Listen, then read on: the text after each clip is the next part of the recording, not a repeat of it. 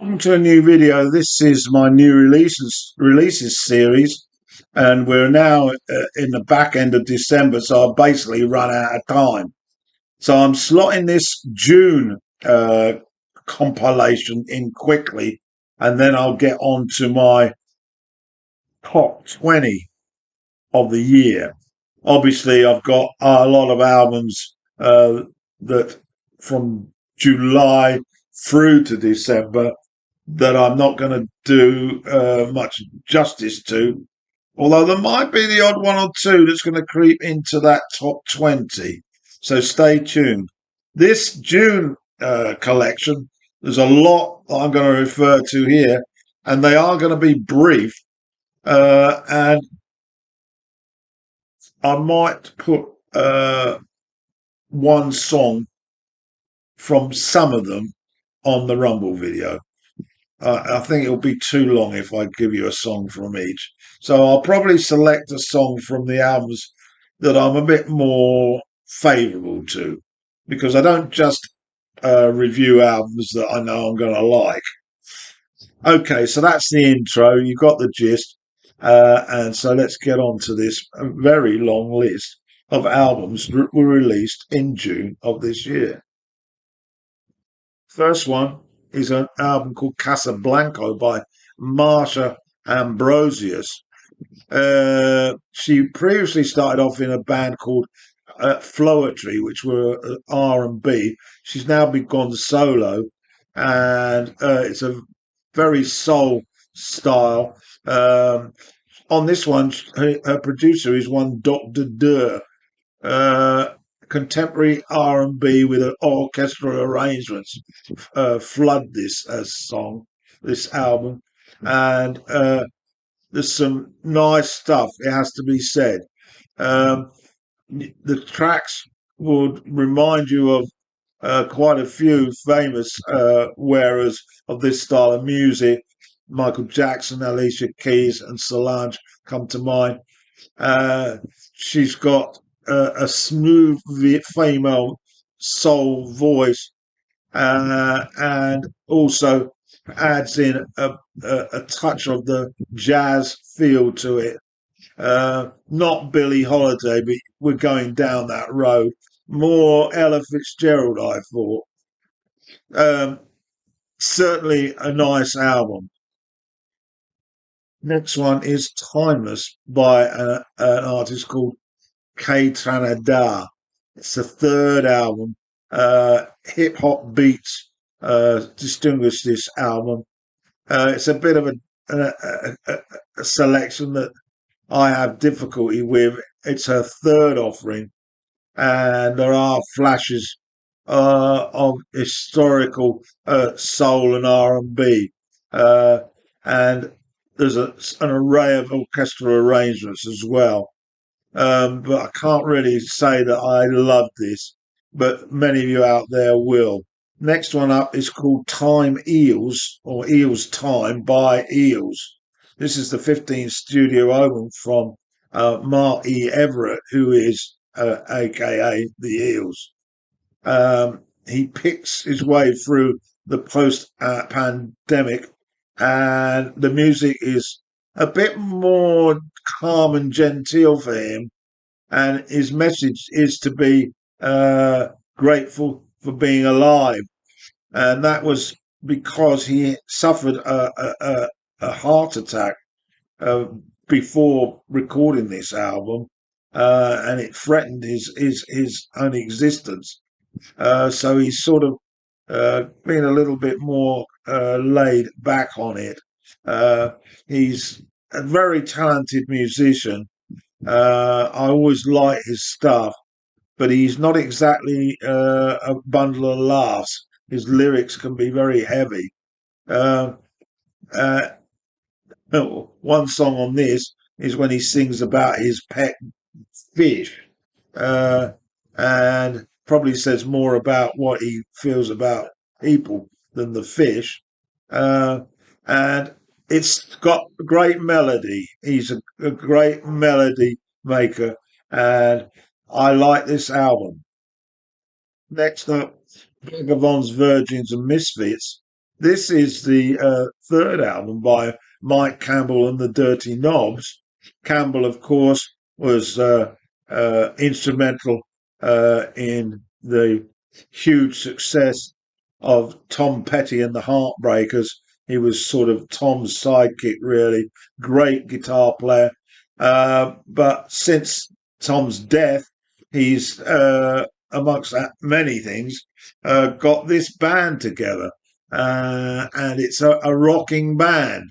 Uh, 3 albums in, as I say, 2 years after External Combustion, which I've also got, and the debut was Reckless Abandon. It's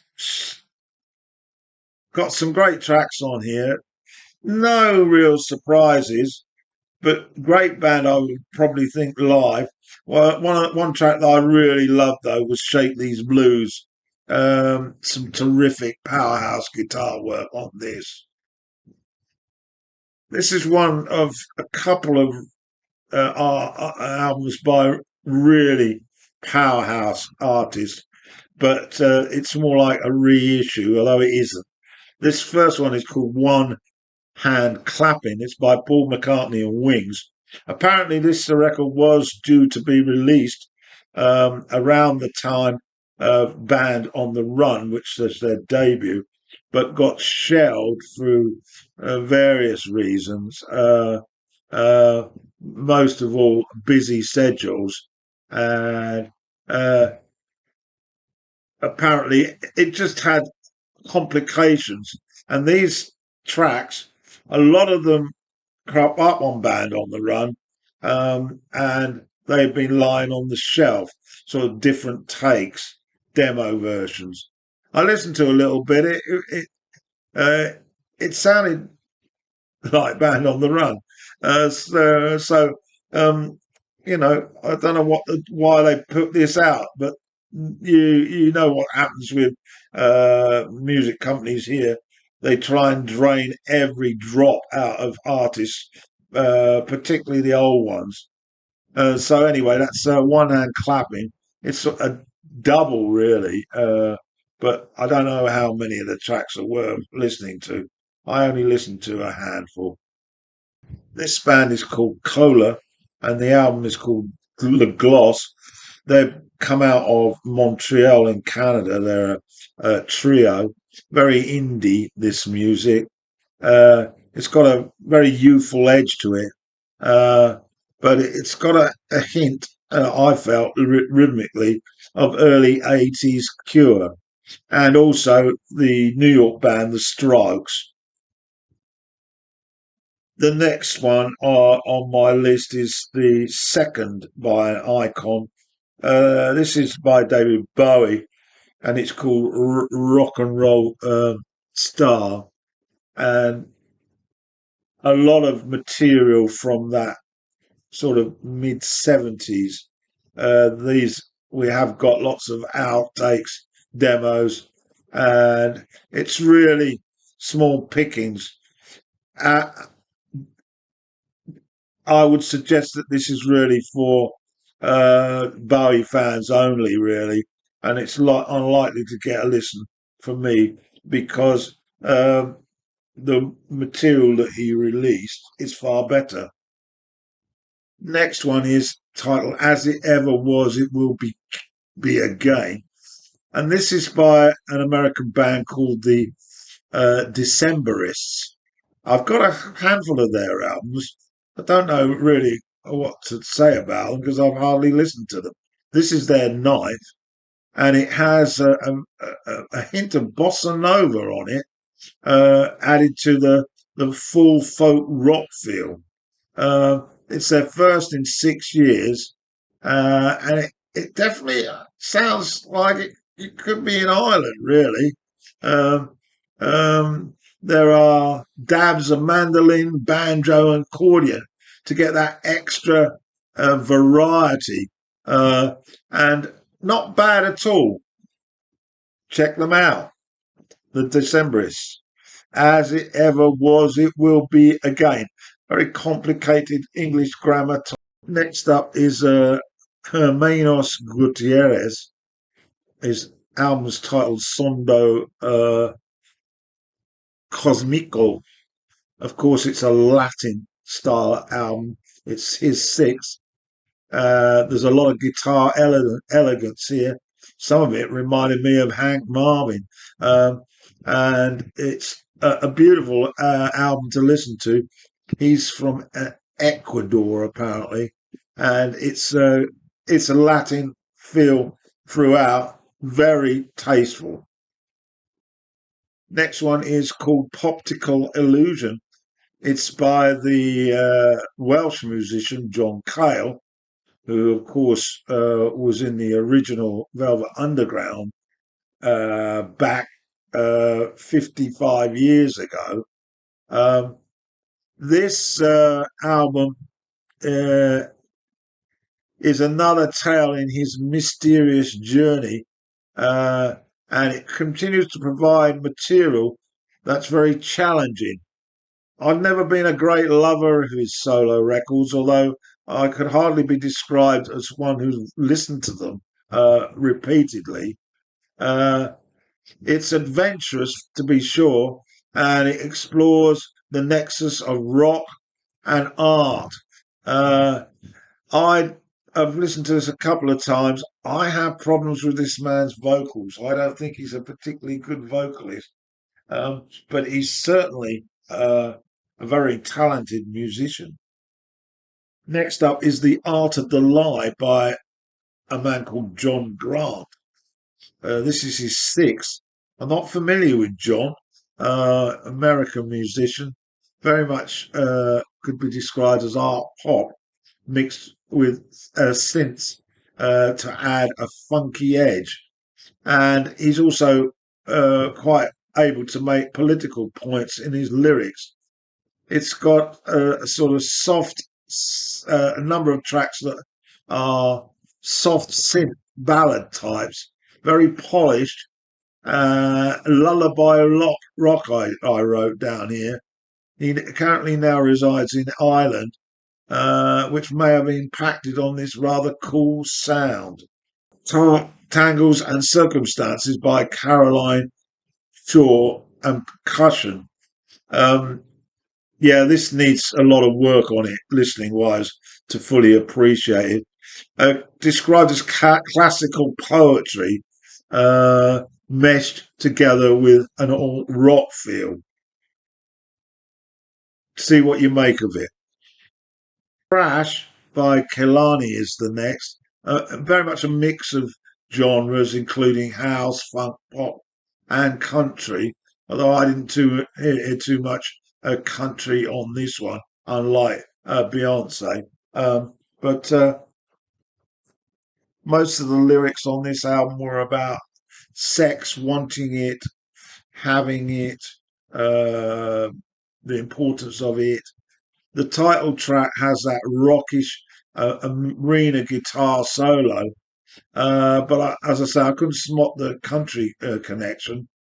But anyway, uh, not my cup of tea, really.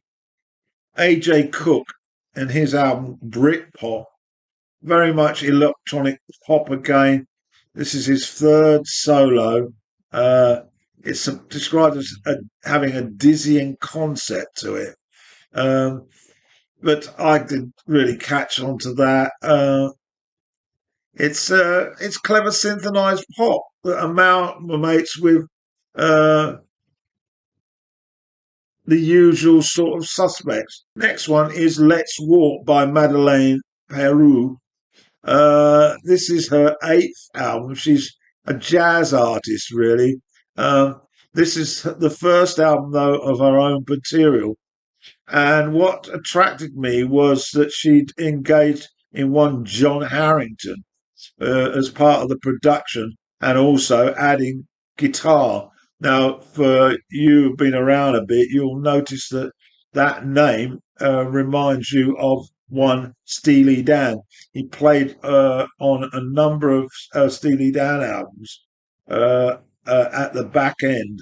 I think of, I think he was on Gaucho, and he's a very competent guitar player with certainly jazz inklings.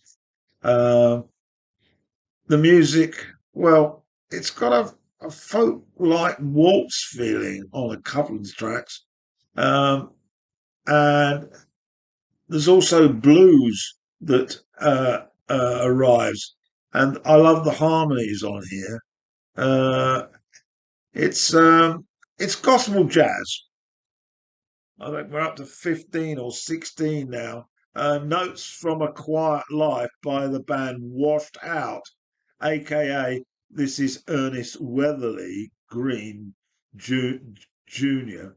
And uh, he has released many albums. First one was in 2011. This is the fifth record. The beats are very smooth, the vocals are calm, and the whole thing comes across like the soundtrack to sitting under a tree with eyelids half closed as the day slowly passes by. I like the hardest part. So you get a gist of that. An album that I really enjoyed listening to is the next one, Love Heart Cheat Code. It's by Hiatus Coyote. It's a standout album and it's definitely going to be around at the end on my top 20. Uh, it's sort of got an avant-garde feel to that soul mixed with jazz, mixed with funk, uh, and everything sounds really together. The amalgam fits neatly in that soul jazz pocket, and it's very uplifting when I listen to it. Guided by Voices, this is their album Strut of Kings. Robert Pollard is the founding member of this progressive band. Uh, Lots of stately type melodies, lots of big guitars. The arrangements are strident to say the least, and very dynamic with the drumming and dramatic. Or one critic says, uh, pleased that it doesn't say anything new to their material. They've been around for ages. This music passes me by a bit now. Uh, Back in the 70s, I would have loved it. The band is called Loma, and the album title is How Will I Live Without a Body? Rock pop, very spacey. It's their third record. It's a bit stripped back, but it's very clear. Lots of clarity in the production room. And there's a folk root retained, and then it adds in the spacey pop. I like this one. This one shot out at me back in June when I saw it. It's called D, and it's by Daryl Hall. Now, I got all the Hall and Oates albums back in the 70s and some of them into the 80s. They've apparently now disbanded, but Daryl's still producing, and he's still producing Blue Eyed Soul. Um, it's it's got some nice tracks on here, nice ballads, and it enables Hall to deliver that uh, absolutely fantastic vocal style. Uh, and it's got to be one to listen to if you're into Blue Eyed Soul. That's D by Daryl Hall.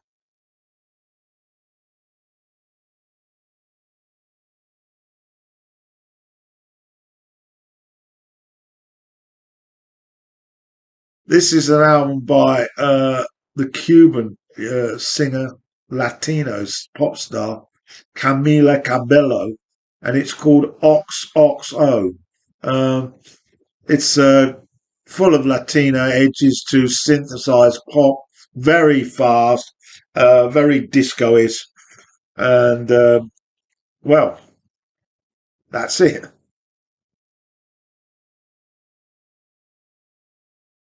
Next one up, Megan by Megan the Stallion. This is the Texan rapper. It's the third, and I'm sure it is great. But rap, doesn't mix with me much, and so it really I was glad to take it off. Pressing along, we're getting near the end now. Into the Blue. This is by Aaron Frazier, and he's from Baltimore. He's a singer songwriter and drummer, uh, and he had a solo album back in 2021, which was critically acclaimed.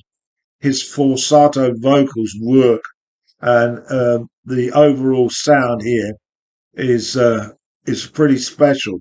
I love this. This is his second album, and it's inspired by a breakout. The sounds like a cross between Smokey Robinson uh, and all those other uh, Motown fans uh, back in the 60s and 70s. I like this album. What can I say? It's got a mood to it, which I'm familiar with. In this, because it's 2024, this guy also throws in a couple of tracks in Spanish. One which is a great little ballad, uh, Latino style. Also out in June was an album by Linda Thompson called Proxy Music. Now, Linda, of course, was the wife of Richard Thompson back in the 70s, and they had a number of albums that were absolutely superb. And then, of course, they got divorced. Uh, this album still retains her folkish roots, uh, but she now, unfortunately, suffers from a condition called spasmodic dysphoria. It's a neurological disorder, and it makes it extremely difficult to sing. So here she's got together friends and family to do the singing, although she wrote all the words to these songs. Amongst those appearing are Rufus Wainwright, John Grant mentioned earlier, and her family, Teddy and Tammy, and the Proclaimers are singing on one. Teddy Thompson produced it, and Richard also makes an appearance on acoustic guitars. So it's a very much a family creation. It's very nice, very nice. Uh, Rufus Wainwright's song, particularly, a lovely 30s lounge jazz sound. Check it out. I think this is the 26th. It's called Brat, and it's by Charlie XCX. Electronic pop house music, very danceable, very catchy, and it seems to be at 100 a mile an hour. I can't get into this, but I know the Needle Drop did his top 30 albums of the year, and he voted this number one. But he's a younger guy than me. Finally reached the end. This is Beechwood Sparks. It's called Across the River of Stars. They're a California group that embrace the psychedelic 70s country rock scene.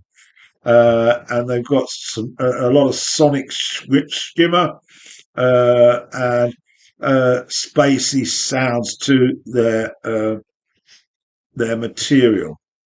My love is probably the word one that I remember because it had a very Birds influence to it. That's Byrds. Okay, so for many of you may be thinking, why the dickens did he do all that? Well, basically, see this type of video as giving a little bit of information to you, the viewer, so that you might want to jot down a few and just check them out. That's all it can be when I'm going through so many. And I won't be doing the same for the rest of the year, but I will be concentrating on my top 30. There are a number of albums that were released between July and December that are going to appear in those. But obviously, those that are not in my top 30, I will just put in the description. So that's my lot.